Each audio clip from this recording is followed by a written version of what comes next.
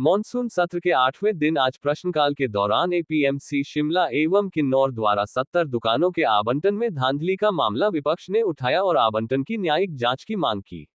रणधीर ने आरोप लगाया कि कम किराए पर सरकार ने अपने चहेतों को दुकानों को दिया है और अधिकारियों को ट्रांसफर करके मामले को दबाने का प्रयास किया गया है।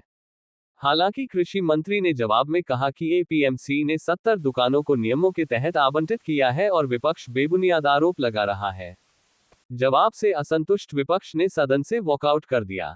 नेता विपक्ष जयराम ठाकुर ने कहा कि एपीएमसी की दुकानों के आवंटन में बड़े स्तर पर भ्रष्टाचार हुआ है और जब सदन में मामला उठाया गया तो जांच के बजाय मंत्री आवंटन को सही करार देने लगे, जबकि कम किराए पर दुकानें अपने चहेतों को आवंटित की गई। पंजाब दस्तक के लिए सुरेंद्र राणा की रिपोर्ट। उस पर किसी न किसी तरह से पर्दा डाला जाए।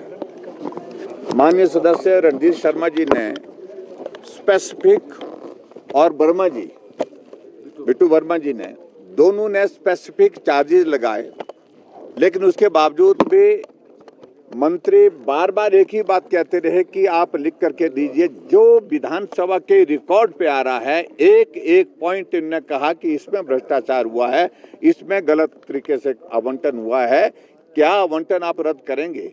लेकिन सरकार में सीधी सी बात है कि लूट की छूट है और इस लूट की छूट के एक बहुत बड़े उदाहरण के रूप से आज जो जिस प्रकार से प्रश्न के ऊपर जो है पर्दा डाला जा रहा था, सही जवाब नहीं दिया जा रहा था, वो एक आप सबके और हमारे सामने आया है।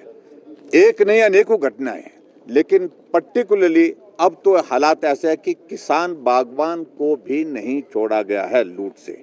इसलिए मैं इस सारे क्वेश्चन की सारी डिटेल जो है वो आपके सामने प्रस्तुत करने के लिए, डिटेल में बात करने के लिए रणधीर शर्मा जी और बिट्टू वर्मा जी दोनों बात करेंगे और सुधीर शर्मा जी जो है दूसरे प्रश्न पर जो अगर बात कहना चाहें बात कहेंगे। हम सदन से वॉकआउट करके आए हैं और हमने रिकॉर्ड पे अंदर लाने की कोशिश की, माइक ऑन नहीं हुआ, लेकिन मैं आपके माध्यम से रिकॉर्ड पे ला रहा हूँ कि किसान बागवानों को लूटने में लगी है सरकार और ऐसी सूरत में भ्रष्टाचार के ऊपर जो पर्दा डालने की कोशिश हो रही है उसका पर्दाफाश करने की आवश्यकता है, जिसको सरकार किसी तरह से नहीं चाह रही है कि इससे पर्दा उठा जाए।